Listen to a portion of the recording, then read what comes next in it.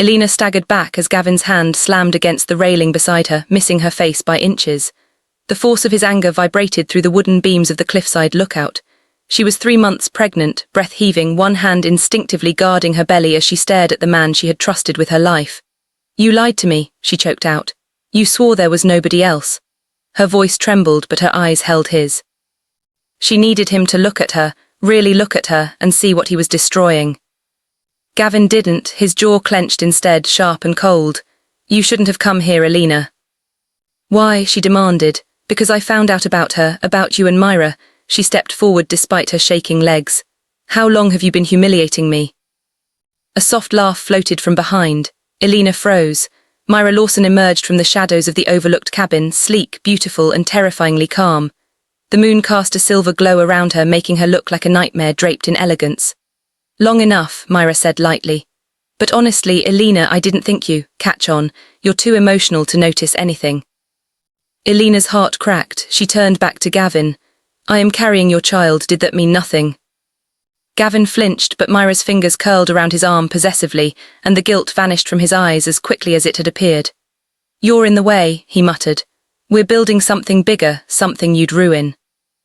Elena felt the world tilt. The wind howled around them, tugging at her dress, reminding her how close she was to the cliff edge. She backed up, pulse pounding, but Gavin advanced. "Stop," she whispered. "Gavin, please think this is your baby." "Don't try to guilt him," Mira hissed. "You've done enough." "You stole my husband," Elena snapped, suddenly fierce despite the fear squeezing her lungs. Mira smirked. "You think he didn't come willingly?" Gavin's hands were balled into fists. "I can't let you ruin the campaign, not after everything I've worked for." "You mean after everything we've built," Mira corrected sharply. Elena watched their exchange, realization hitting her like a blow. This wasn't just an affair. This was a conspiracy. A future they were building together, one that didn't include her or the baby she carried. "I'm going to the police," she said, voice barely steady. "You two are sick. I won't let you get away with." She didn't finish. Gavin lunged. His hand hit her shoulder harder than he intended. She saw it in the flicker of shock in his eyes. But it was too late. Her foot slipped on loose gravel. Her body pitched backward. Elena clawed at the air, her scream tearing through the night as she toppled over the edge. The cold night swallowed her. Wind ripped past her ears. Her body plunged downward. The jagged rocks below rushed toward her, and she braced for death, for the crushing blow that would end everything, her life, her baby, her future. But the impact never came. The river caught her like claws, icy, violent, merciless. Water closed over her head, and her lungs screamed as she fought to rise. Her limbs were slow, heavy, dragged down by exhaustion and terror. The darkness tightened around her until she couldn't tell which way was up. Her last thought was of her baby. Then everything went black. A fishing boat lantern broke through the fog an hour later. Jonah Pierce nearly dropped his net when he spotted the pale hand drifting among the reeds. "Jesus," he muttered, scrambling closer. "Hold on, don't you die on me." He hauled her limp body aboard, eyes widening when he saw the swollen belly. "Maeve," he yelled toward the small cabin on the riverbank. "Maeve, I need you." Retired ER nurse Maeve Hollies rushed out, robe flapping. The moment she saw Elena, she turned pale. "Get her inside, now." They worked tirelessly, compressions, warm towels, whispered prayers. Finally, Elena gasped, coughing violently. Maeve sighed in relief, brushing a trembling hand over the unconscious woman's damp hair. "You poor thing, what happened to you?" Elena didn't answer. She couldn't. Her mind was locked behind a thick wall of fog. Hours later, Elena woke to a soft lamp glow and Maeve's lined face hovering. "Easy, sweetheart," the woman murmured. "You're safe." "Where am I?" Elena whispered. Pain throbbed through her skull. She tried to sit, panic flaring. "My baby." "You're still pregnant," Maeve reassured her, gently getting her back down. "But you need rest." Elena swallowed hard. Who am I?" Maeve froze. Jonah stepped beside her. "You don't remember." Elena shook her head, tears welled in her eyes. "I don't know anything." Maeve exchanged a troubled look with Jonah, then squeezed Elena's hand. "Then for now your name is Erin Cole." Something inside Elena resisted, but her exhausted mind latched onto the name like a lifeline. Days passed, weeks. Erin healed slowly in the little river cottage, though her memories remained stubbornly missing. Maeve protected her fiercely, and Jonah watched over her like a quiet guardian. Erin trusted them more than the vague, terrifying flashes in her dreams, raised voices, cold hands, a fall water swallowing her. When her contractions hit one stormy night, Maeve delivered the baby, a tiny, beautiful boy. Erin cried when she held him, something deep inside her recognizing him even if her mind didn't. But danger lurked too close. Strange men began visiting the riverbanks, searching, asking questions about a missing senator's wife. Maeve saw the threat long before Erin did. And she made a choice. She placed the baby, Landon, with the Kensleys, a gentle family far from Northbridge, believing it was the only way to save him from the people who had tried to kill his mother. Erin never knew. She woke the next morning to empty arms and Maeve's trembling lie. Your body couldn't handle the trauma, the baby didn't make it. Erin's scream echoed across the river, raw and broken, and Maeve wept silently in the corner. It was the moment Erin Cole was rebuilt from ashes. And the moment Elena Ward began to fade, until the day fate dragged her back. 5 years later, Erin Cole stood on a brightly lit stage, her voice calm and confident as she lectured a packed auditorium of psychology students. Her composure was flawless, sharp blazer, steady gaze, poised posture, but her hand trembled almost imperceptibly as she clicked to the next slide. She'd been having dreams again. The fall, the water, a man shouting her name, not Erin, Elena. She hadn't told anyone. She didn't want to unravel the life she'd rebuilt. But that morning, everything shattered. As the lecture ended, the screens in the room flickered to a breaking news broadcast. Erin froze when Gavin Ward's face appeared, handsome, polished, arrogant, her lungs compressed. The students murmured, unaware of the hurricane inside her. State Senator Gavin Ward announces his bid for governor, the reporter said cheerfully. Erin's vision blurred, a flash of a woman in red, an argument, a hand on her shoulder, falling. Her fingers dug into the podium. And finally, another image surfaced in her mind, one she had never remembered before. A baby's cry. Her own. The world tilted. She barely heard the students thanking her as they filed out of the hall. Her heart beat with a violence she couldn't contain. She whispered, barely audible, "He knows me. He knows what happened." But he was on television, smiling, loved by millions, running for governor. Alive. Untouched. Erin's pulse turned ice cold. He thought she was dead. And for the first time, she wondered if Maeve had known more than she said. That night, Erin packed a suitcase with shaking hands. No hesitation, no second guesses, only one truth anchored her. Someone had tried to kill her. Someone had stolen her child. Someone had rewritten her life. And she was done being silent. She drove back to Northbridge, the city where her nightmares had begun. The cliffs loomed in the distance like spectres welcoming her home. A faint ache tugged in her chest, like part of her remembered this place even when her mind didn't. Her first stop was Gavin's campaign headquarters. She didn't walk in as a victim, but as Dr. Erin Cole, the respected behavioral strategist whose research had been shared nationwide. Her credentials opened doors Gavin never expected to see her walk through. He didn't recognize her, not even a flicker. He shook her hand, smiling tightly. "Dr. Cole, thank you for volunteering. We need minds like yours." His touch felt like acid crawling across her skin.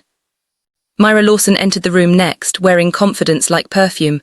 She paused when she saw Erin, eyes narrowing. Mira tilted her head, studying her too long, too carefully. "Have we met?" she asked slowly. Erin smiled, calm and sweet. "I don't think so." Mira didn't look convinced. That made Erin's pulse thrum with satisfaction. Inside the campaign team meetings, Erin began her work. Not the work they thought she came for, but the work she came to finish. She planted suggestions that tugged at their relationship. "Gavin, Mira seems stressed. Perhaps you should review decisions separately." "Mira, Gavin looks overwhelmed. Maybe delegate more to Tristan for now." The tension slowly multiplied. Mira snapped more often. Gavin grew restless, suspicious. Erin watched it all with quiet focus, never stepping out of line. When she wasn't sowing seeds of distrust, she was investigating her own past. Her search led her to the one man who might know something, Cal Monroe, the investigative journalist who had once nearly exposed Gavin's financial wrongdoings. He lived in a cramped apartment above a diner, empty bottles scattered on his desk beside stacks of case files. He opened the door and raised a brow. Dr. Cole, what does someone like you want with someone like me? You were investigating Gavin Ward, she said simply. He snorted, until I got suspended for it. The man's untouchable. Not anymore, she answered. Cal studied her, suspicion turning to curiosity. Why do you care? Erin took a breath, because he tried to kill me. Silence. Cal shut the door behind her and sat down slowly. Start talking. She told him everything she remembered, from the fall to the cold water to waking up with no identity. Cal listened without blinking, jaw tightening as the pieces came together. And Mira Lawson was there. Yes. He exhaled, then you've stepped into a den full of snakes. Erin leaned forward. Help me cut the head off. Cal nodded once. I'm in. They became partners, not romantically but through shared fury, shared purpose, shared wounds left by Gavin's corruption. Cal still had copies of the documents he'd collected years earlier. Offshore accounts, suspicious donations, money disappearing under Tristan Lawson's name. Erin studied every detail with a sharp, calculating mind. They slipped once, she murmured.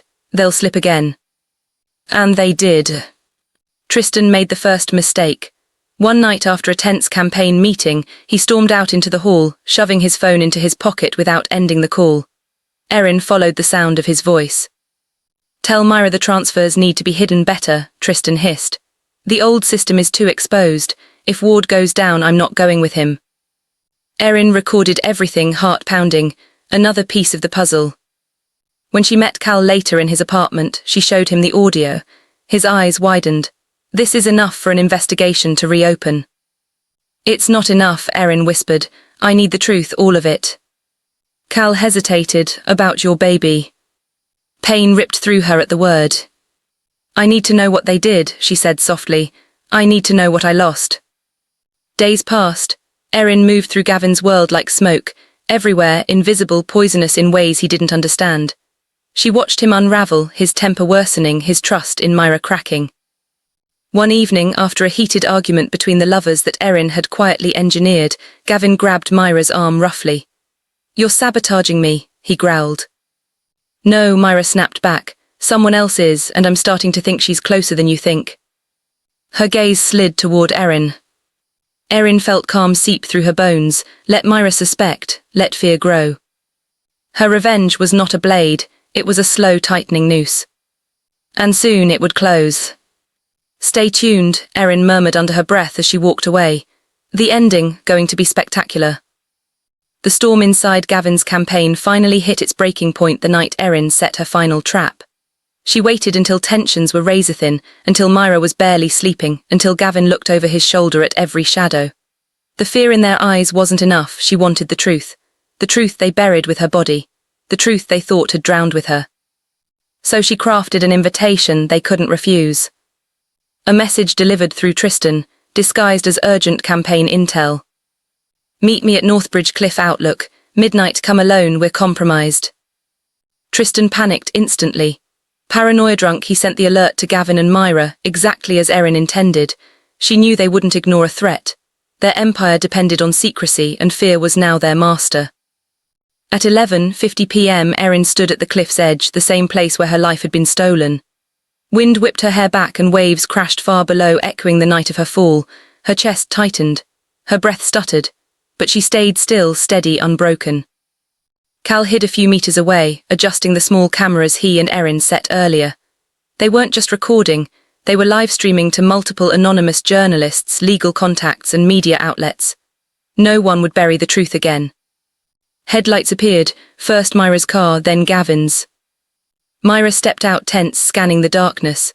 Gavin followed, jaw clenched, and for a moment Erin saw the man she once loved, until he tried killing her. Where is Tristan? Mira snapped, looking around. He's not coming, Erin answered, stepping forward. Both froze.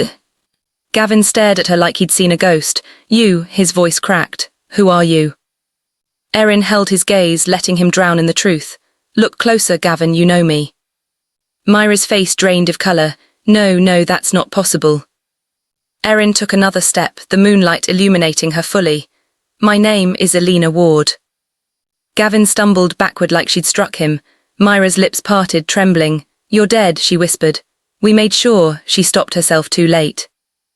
Erin tilted her head. You made sure of what, Mira? Silence. Then Gavin snapped. This is a trick, a setup. Oh, it's definitely a setup, Erin said softly. Just not the kind you think. Gavin lunged toward her, grabbing her by the arms, anger exploding from years of guilt and fear. Why did you come back? Why? Erin didn't flinch. To hear you confess. He shoved her back, wild-eyed. Confess to what? You fell, you lost your balance. You pushed her, Mira hissed before she could stop herself. Gavin whirled around. Shut up. Mira backed away, breathing fast. You did. I told you it was too risky. I told you she should have been handled differently.